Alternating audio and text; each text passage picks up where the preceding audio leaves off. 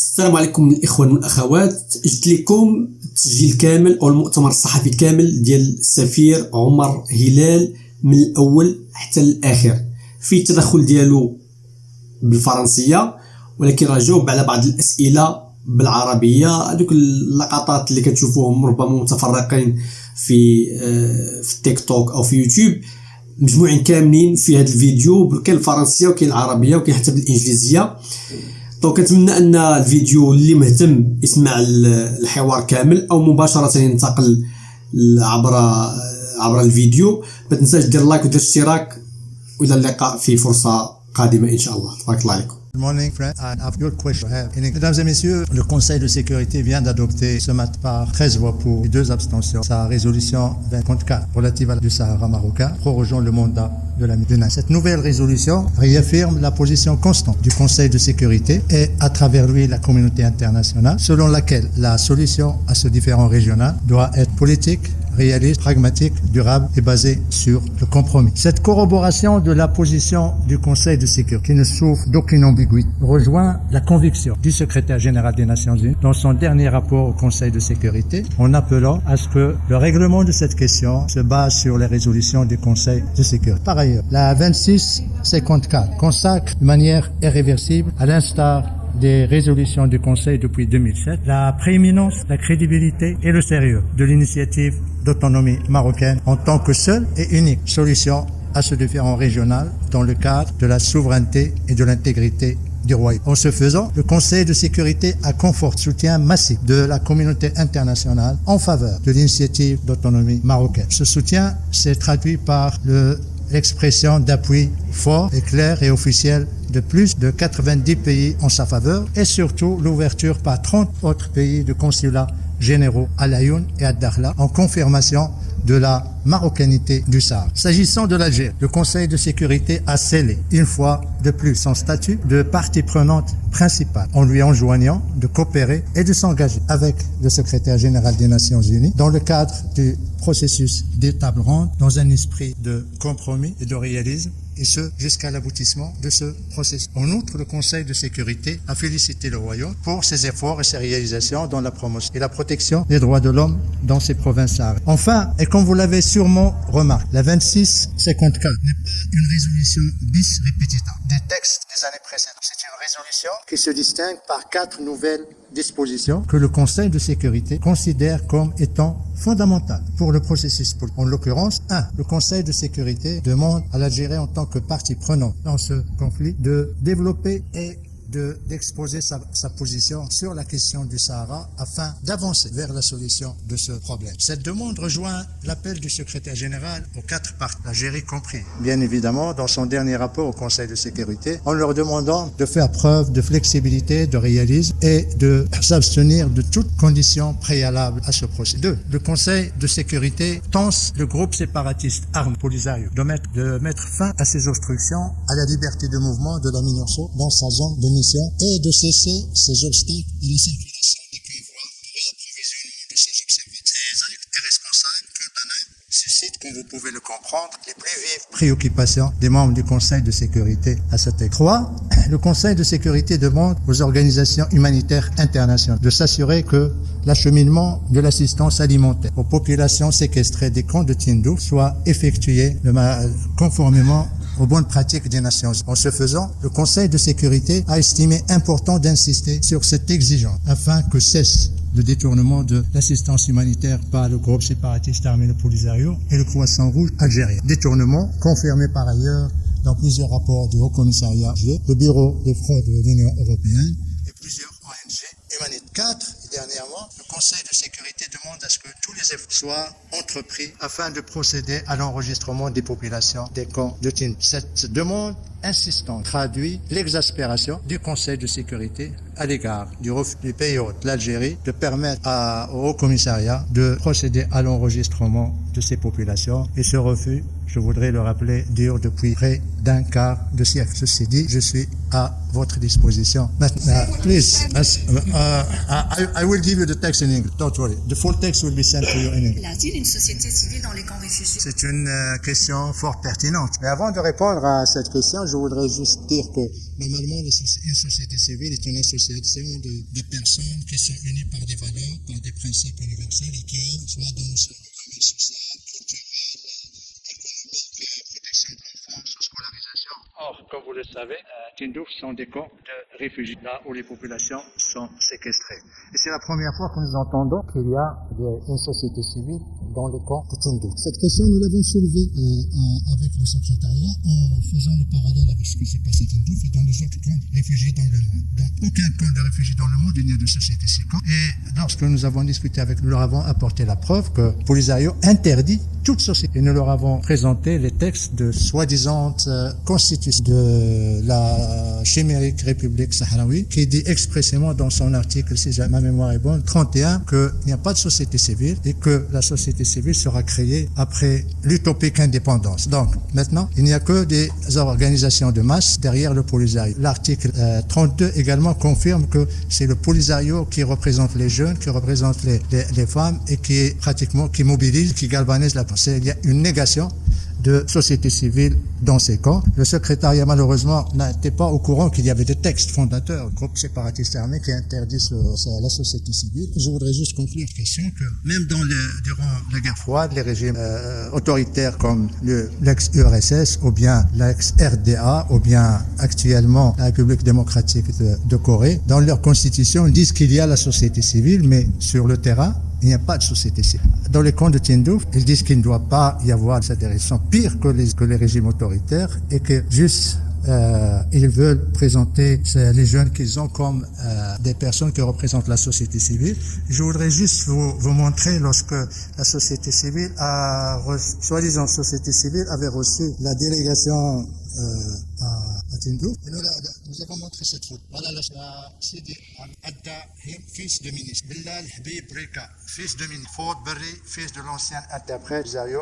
Donc c'est ça, c'est les fils de l'oligarchie Polisario. C'est cette société, soi-disant, qui a rencontré la délégation. Voilà, s'il vous plaît. Après, l'envoyé spécial du secrétaire général, M. Staffan. Comment voyez-vous son rôle dans l'étape prochaine et qu'est-ce que vous attendez? Merci. Nous attendons de lui à ce qu'il mette en œuvre la résolution, toutes les résolutions qui ont été adoptées depuis 2018, et c'est ce qu'a dit le secrétaire général dans son dernier rapport. Nous venons d'adopter une nouvelle résolution, la 2054, qui demande à toutes les parties d'exposer, et quand on dit toutes les parties, l'Algérie compris, d'exposer et de clarifier sa position là afin d'avancer vers ce problème. Donc nous attendons de lui qu'il reprenne son bâton de pèlerin, de facilitateur, et qu'il essaie d'organiser les tables rondes dans le meilleur délai possible. Pour notre part, et comme cela a été reflété dans le rapport général, nous l'avons dit clairement, nous sommes en faveur de la robotique, nous sommes en faveur de la tour à la table ronde, et nous sommes prêts à aider de la solution qui pour nous demeure et sera une seule dans le cadre de l'intérieur des royaumes. Que pensez-vous de l'abstention de la Russie lors de la... Nous aurions souhaité que la Russie rejoigne en quelque sorte le Conseil. Malheureusement, 4 ans, l'accord, en désaccord en interprétation, mais nous respectons. Et comme j'ai répondu, je crois, il y a 4 à s'abstenir, qu'auparavant voter. Je leur ai dit, ce qui reste, c'est la personne qui a. Ça, on le laisse pour les chefs d'éducation de la Russie. Mais pour nous, l'important, c'est qu'il y a une résolution. Ils sont prêts à travailler avec le secrétaire général, son envoyé personnel, et avec les autres parties pour la mettre dans les meilleurs délais possibles. S'il vous plaît. Coming to you later. Algeria is challenging accusations laid by Pacific Spot. Me? Yes. That the Polisario is recruiting child soldiers. Do you have any reactions on their recent challenge? First of all, nor Morocco, neither me, will never shy out from challenge. And my answer will be in 3 questions. That's my way to challenge. First of all, Algeria didn't challenge the veracity and the authenticity of the photo we show of recruitment and training, military training of children. And I remember I have shown this photo, and Algeria abstained of contest or claiming that they are fake. You see, these photos have been presented last, and Algeria didn't say anything. The flag of Polisario is here. Boy, the flag of the Polisario. So Algeria didn't challenge these photos because they did it once and they failed, because when we showed the photo of one so-called militant of human rights with the Kalashnikov and the military They said that it was fake, but unfortunately, special report on human rights defender said this photo is authentic and this Kalashnikov is authentic. Situation here, and you can the flag of Polisario and the soldiers are authentic. And so, based on that, they decide to withdraw the name of this person from the list to be defended by the United Nations High Commissioner. That's my first reaction. Second answer. Or second question, if they believe that there is no recruitment, it's very easy. They just have to invite Mrs.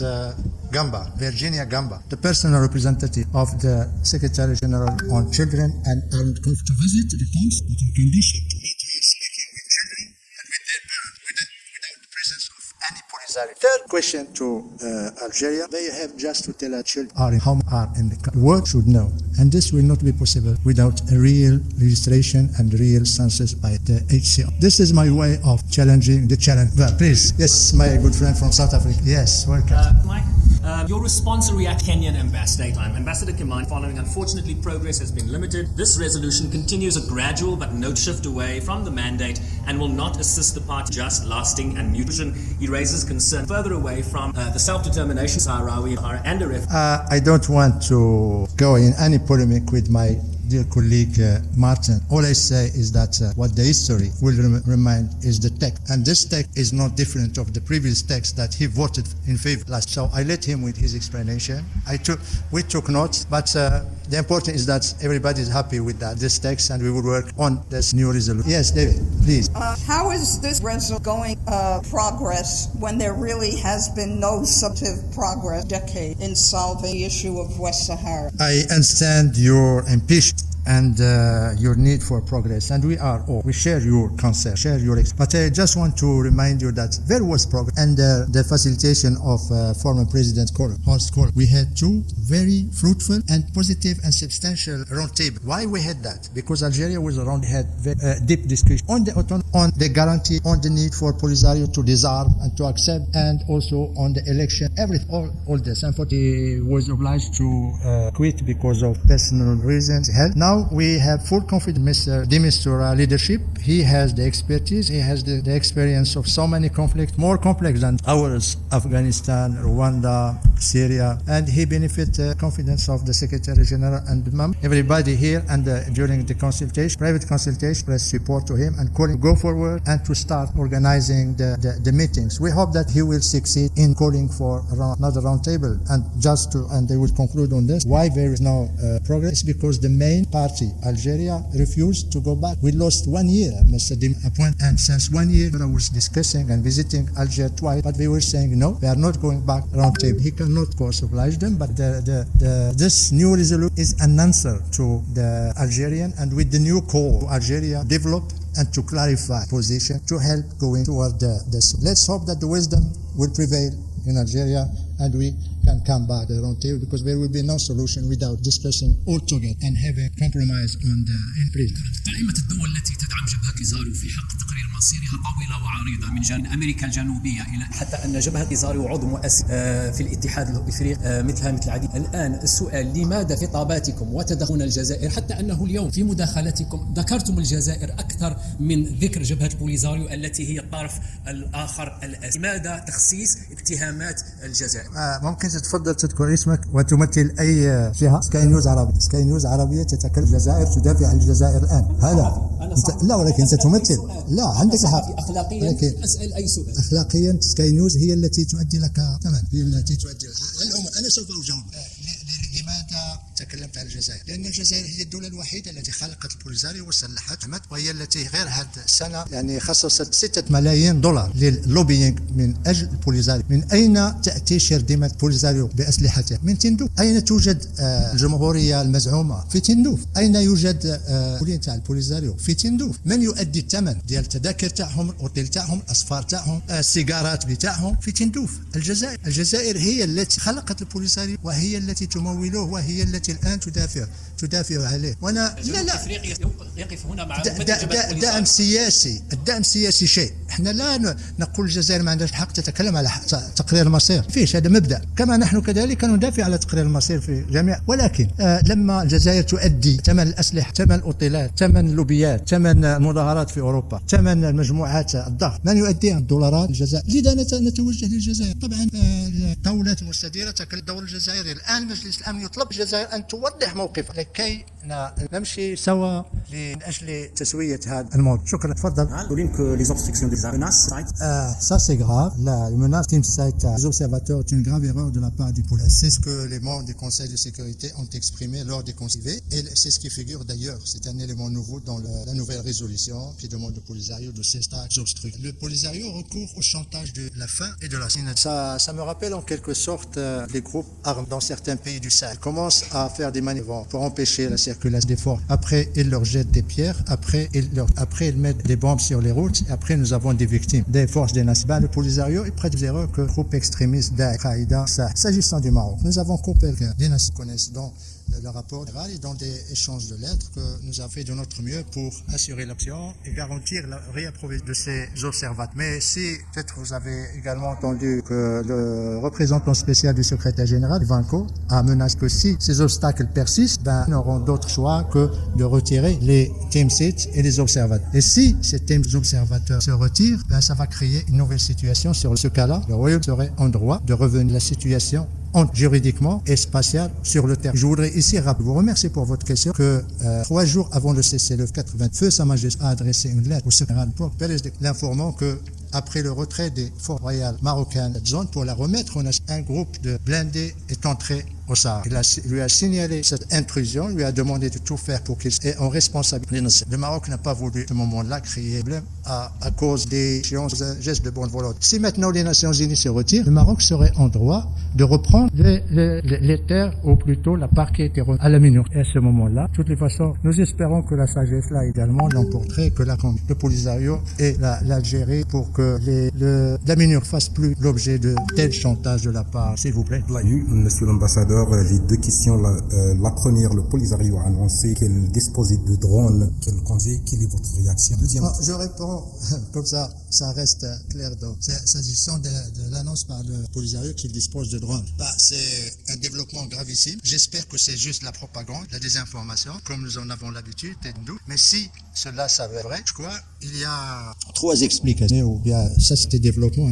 Il y a une explication géopolitique. Si cela s'avère vrai, ça veut dire que nous avions raison depuis 2 ans en alertant que l'Iran et le Hezbollah sont en train de s'infiltrer à Tindouf et en Afrique du Nord, sont maintenant passés pratiquement de la formation à l'équipement de Zaïre avec des droits. Ça, c'est très grave. Cela nous donne raison. Le monde entier sache, après avoir déstabilisé Yémen, la Syrie, l'Irak, ils sont en déstabilisés. Et ça serait grave, pas seulement pour le Maroc, mais pour la deuxième réaction, c'est que ça va être un game changer sur le plan militaire. Et le Maroc réagira au Conseil SAF lorsque le Maroc n'approuve pas le développement de cette terre. Troisièmement, ça pose un problème moral. Parce qu'au moment où, dans la résolution, on demande aux organisations d'augmenter le contribution. Au moment où le représentant à Alger parle de risque de famine, au moment où le Polisario se plaint qu'il y a malnutrition, d'hystérie, de stylos, ni de feuilles, d'ardoises pour les études, il se targue d'avoir des drones qui peuvent étudier. Et prévoyant pareille question, je voudrais juste ici montrer le drone dont il parle.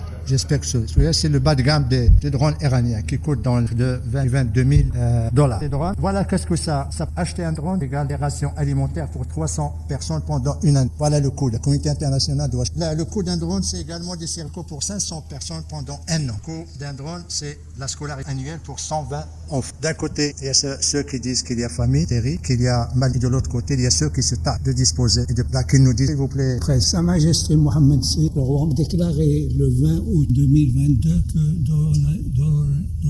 dorénavant, le Maroc envisagerait considérer son environnement à partir du prisme du Sahara. D'après vous, quelle est la signification? Ensuite, que vous pensez qu'à la lumière de ce message, certains pays en Europe de l'Union européenne vont reconsidérer leur dossier et appuyer la proposition marocaine concernant l'autonomie? Merci pour votre question. Je crois que Sa Majesté le Roi a des relations du Maroc. Les autres se mesurent maintenant à l'aune de leur positionnement. Simplement parce qu'il n'y a pas le Maroc et le Sahara. Il n'y a qu'un seul royaume qui touche. Lyoun ou Dakhla touche également Rabat, Marrakech, Fès, Oton. Donc il n'y a pas de séparation. Ceux qui, on l'a dit d'ailleurs, le ministre, ceux qui laissent leur capitale, leur pays adopter des positions hostiles à l'égard du Maroc, tant ils viennent faire des affaires au Maroc, tant le Maroc et veulent avoir de bonnes relations, ils doivent prendre en considération supérieure. Et la cause du Sahara est au top des intérêts du royaume. Vous avez parlé des pays européens. Il y a déjà 11 pays européens exprimés ouvertement, fort et franchement en faveur de tant que base, comme la provoque l'IR, ne pouvant rien. Les pays sont à la recherche de solutions réalistes comme le demande, pragmatiques, comprendre qu'ils soient même acceptables. Chercheurs que nous allons travailler ensemble avec le Mistura, les autres partis, mais également avec l'appui. Il y a maintenant une sorte d'alliance internationale en faveur de l'autonomie. Il va en grandissant, aussi bien dans les capitales que dans le lac Dakhla. Disappointment, Mr. de Mistura hasn't been to the territories 1 year ago. Does he have to fulfill any condition to visit the Western Sahara? We told him that he is free to come. He will be welcome to come to the Sahara. Even last time visited Morocco, I told him he's welcome to the Sahara. Anytime, no problem. Please, the second question you want. Le rapporteur généralement allégation des deux types de musique. C'est une question qui n'est pas récente, évidemment. C'est vrai, une fois de plus, tous ceux qui sont payés par ceux qui sont que l'Algérie abrite dans les camps de Tindouf, de temps en temps, fomente pas de des prisonniers de Gdim. Les prisonniers de Gdimzik, tout d'abord, sont des prisonniers qui ont actes barbares des forces de l'ordre. Il y a eu 11 morts, 11 victimes shuhada. Il y avait 158 décès, dont certains traînent encore des incapacités. Ces prisonniers ont eu un procès équitable, transparent, clair, présence des observateurs internationaux et en présence ils sont traités comme n'importe quel. Le reste de l'action carcérale au Maroc, ils bénéficient des soins de santé, pouvoir dire, ils ont la télévision, ils ont la téléphone fixe, ils ont droit aux visites familiales et de temps en temps on entend parler qu'ils font la grève de la faim, mais on entend la grève de la faim qu'à l'extérieur parce qu'à l'intérieur il n'y a pas de grève. Ils sont traités de manière digne. Il reste que ça fait partie de nos valeurs, de nos principes, de nos engagements internationaux pour protéger même les crimes, même les terroristes mais il ne faudrait pas que la propagande occulte l'essentiel. Et l'essentiel c'est quoi? C'est l'éviction. Parce que nous sommes en train, le rapport parfois, à cause des allégations, se focalise sur la situation des prisonniers qui sont en vie. Mais est-ce qu'on pense à ceux qui ont perdu, à ceux qu'on a égorgés, à ceux qu'on a déshumanisés? Est-ce qu'on pense aux parents, aux pères de forces de l'ordre, leurs enfants, leurs vœux? Et pourtant, leurs familles font preuve d'une dignité exemplaire. Ils ne veulent pas la police, ils sont très dignes, ils sont très humbles et ils veulent juste qu'ils se disent justice a été faite, mais maintenant, eux, ils vivent dans le deuil, dans la douleur, dans la privation. Et je voudrais ici ajouter que les procédés qui ont été utilisés par ces soi-disant de Gdimzik, des procédés qui ont précédé en quelque sorte de Al-Qaïda, parce que égorger un élément de force de le déshumanisme, c'est ce qu'a fait Daesh en Irak, et également en Libye et au Sahel. Ils étaient les précoces. Mais malgré tout cela, ils sont traités d'ignorance. Ce sont des actes de Maroc, on se départira jamais. Valeurs humaines, universelles. Dernière question, madame. Talking about the get enough autonomy plan. Yes. Do you get enough international support about it? As I have expressed in my preliminary declaration, the autonomy plan is enjoying a large international. We have more than 9 countries that have expressed here in the Fourth Committee, in the General Assembly, in the Security Council, expressed their support to this autonomy plan as a solution, regional conflict. We have already 13 good consulates that up in Lyon, Dakhla, can open the respective